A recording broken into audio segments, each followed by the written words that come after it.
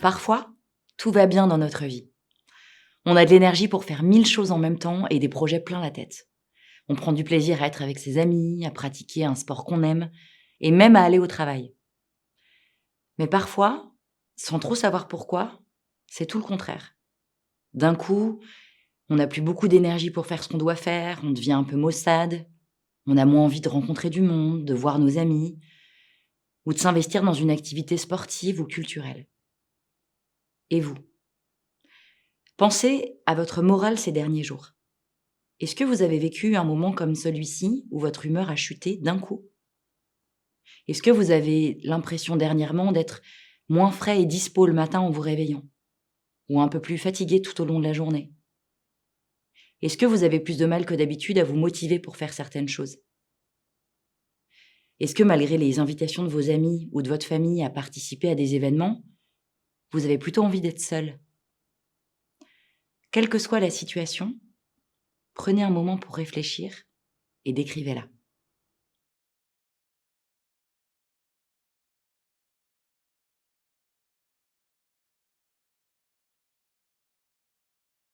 Ok. Bon, c'est assez fréquent d'avoir des baisses de morale. On ne peut pas être à 100% toute sa vie.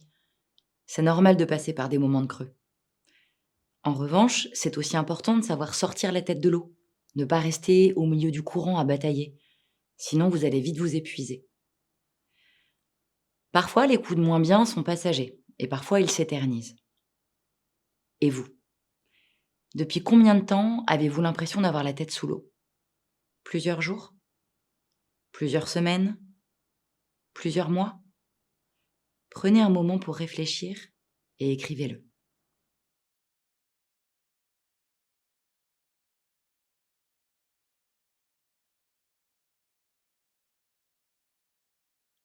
Bon, si ça ne fait que quelques jours ou quelques semaines que vous ne vous sentez pas au top, alors vous faites probablement face à un coup de moins bien, ce que les psychologues appellent une déprime passagère. Si ça fait déjà plusieurs mois, alors il est possible que le problème soit plus sérieux et que vous soyez déjà dans une forme de dépression. Alors, n'ayez pas peur de ce mot, la dépression est une maladie qui peut nous atteindre plus ou moins sévèrement et comme toutes les maladies, elle peut aussi être soignée. Peut-être que vous êtes déjà passé par des états dépressifs par le passé et que vous avez peur d'être en train de rechuter. Ou bien c'est tout nouveau pour vous et vous vous sentez désemparé. Ou peut-être que vous ne savez pas vraiment s'il s'agit d'une déprime ou d'une dépression. Quoi qu'il en soit, je vous conseille d'aller au bout de cette séance. L'exercice que je vais vous proposer vous sera toujours utile. Pensez aussi à en parler autour de vous en complément, à des amis, à de la famille ou à un professionnel. Bref, toujours est-il que depuis quelque temps, vous avez moins d'appétit pour vos activités quotidiennes.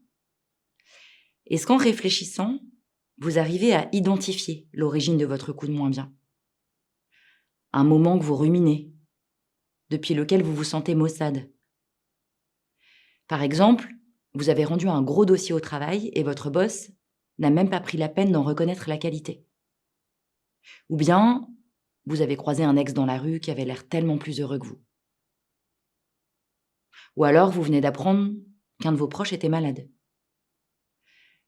Ça peut être difficile d'identifier une cause à ces chutes de morale. Alors, prenez un moment pour réfléchir et faites simplement votre meilleure supposition.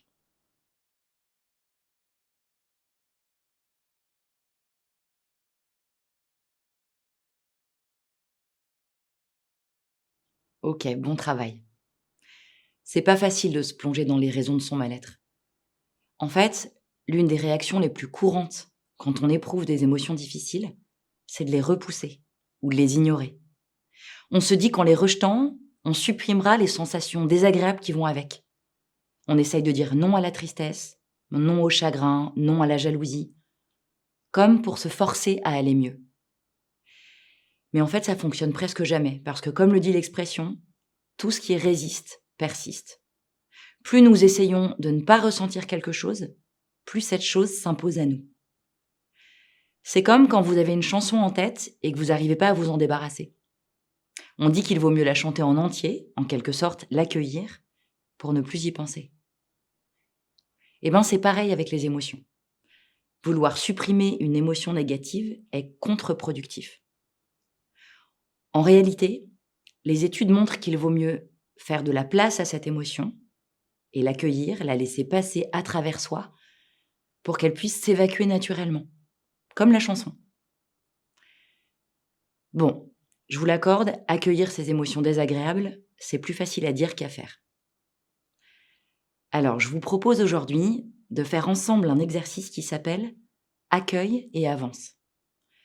C'est un exercice en 3 étapes qui va vous aider à examiner vos émotions de plus près et à vous mettre dans de bonnes dispositions pour avancer. Quand on a un coup de moins bien, l'important, c'est de trouver les ressources pour avancer, même si ce sont de tout petits pas. Petit à petit, vous allez retrouver le plaisir et la motivation. Alors, la première étape consiste à embrasser vos émotions, à les observer de plus près. Vous savez, comme lorsqu'un parent voit que son enfant s'est blessé et qu'il s'approche pour regarder plus près la coupure ou les raflures. Dans votre cas, votre coup de moins bien est la coupure et on va essayer de la regarder de plus près. Il s'agit d'un exercice de pleine conscience, donc il est important d'être pleinement présent. Alors, prenez une grande inspiration par le nez et expirez lentement par la bouche. Relâchez la tension dans votre nuque, dans vos épaules. Mettez-vous à l'aise dans votre siège. Bien.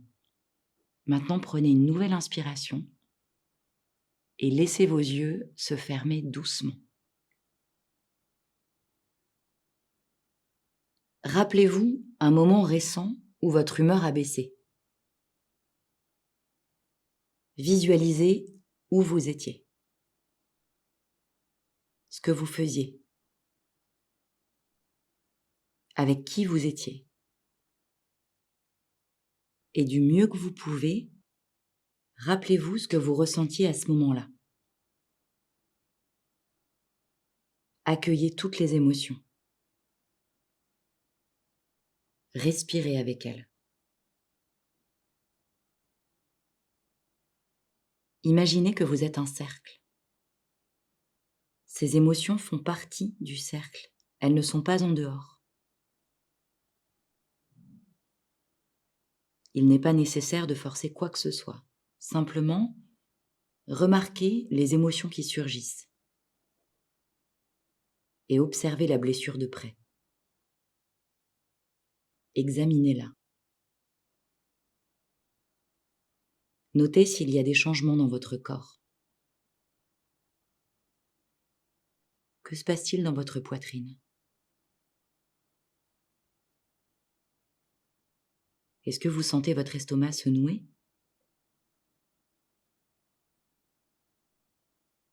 Est-ce que vous avez une sensation de chaud ou de froid qui vous monte aux joues? Que se passe-t-il au niveau de votre respiration? Et dans le reste de votre corps? Faites un scan des pieds jusqu'à la tête.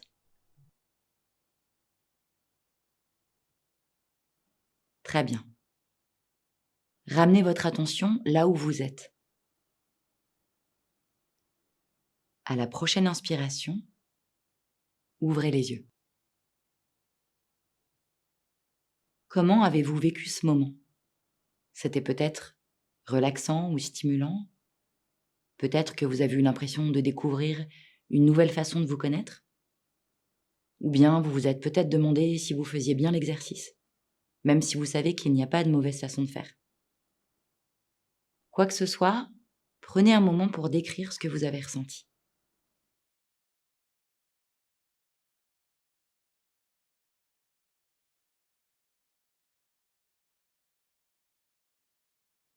Bien. Pour la deuxième étape de cet exercice, accueille et avance, je vais vous demander d'essayer de vous rappeler un autre moment de votre vie où vous avez eu une baisse de morale. Et de vous rappeler combien de temps a duré la période durant laquelle vous ne vous sentiez pas bien. Repensez par exemple à votre dernière rupture, à cette fois où tout le monde a oublié votre anniversaire, ou bien à cette mission qui s'est mal passée au boulot, ou encore à ce projet de week-end qui est tombé à l'eau au dernier moment. Ça a été dur, mais vous avez su vous relever. Allez-y, prenez un moment pour réfléchir et écrivez-le.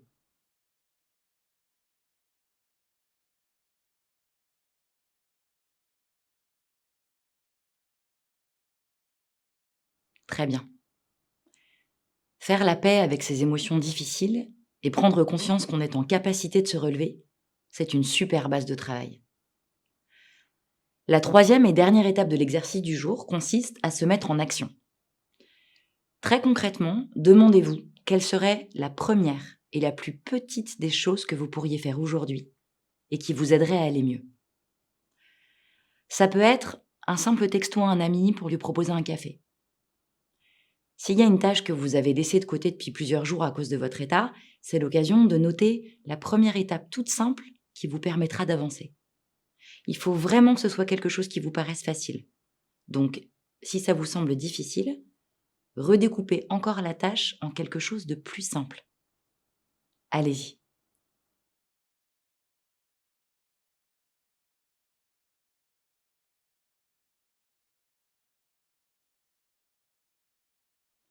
Bon, vous pouvez déjà vous féliciter pour le travail accompli aujourd'hui. Les 3 étapes de l'exercice accueille et avance vous aident à embrasser vos émotions, même si elles sont désagréables, et à vous mettre dans de bonnes conditions pour avancer. C'est un exercice que vous pouvez refaire dès que vous sentez que votre morale baisse. Et c'est le plus beau des cadeaux que vous puissiez vous faire. Concluons la séance d'aujourd'hui avec une courte méditation pour bien nous réaligner avec nous-mêmes. Allez-y, fermez les yeux. Prenez une grande inspiration par le nez. Sentez votre ventre qui se gonfle. Puis expirez doucement par la bouche et sentez votre ventre qui se dégonfle. Parfait. Encore une fois.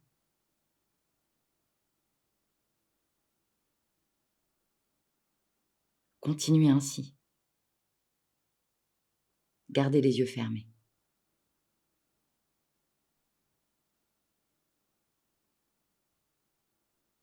La vie ne nous fait pas toujours de cadeaux.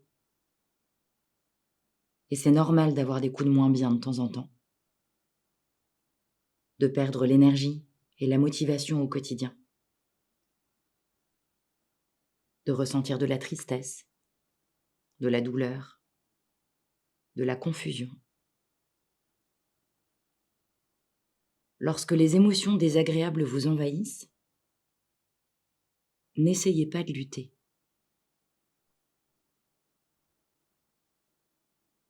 Acceptez ce que vous dit votre corps.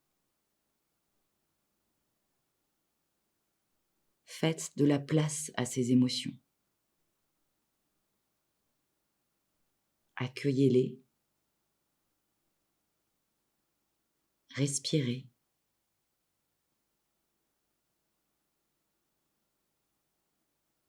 Puis remettez-vous en marche pour avancer. Pas après pas.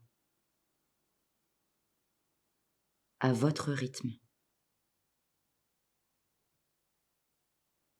Vous l'avez déjà fait par le passé. Rien ne vous arrêtera. Vous pouvez donc le refaire. Bien. À la prochaine inspiration, ouvrez les yeux. Parfait. Dans les prochains jours, essayez d'accueillir vos émotions, de les examiner de près, de leur faire une place plutôt que de les rejeter. Et voyez ce qui se passe. Soyez curieux de vous-même. C'est l'occasion d'apprendre à mieux se connaître et c'est ce qui vous donnera la force de surmonter le moment difficile que vous traversez.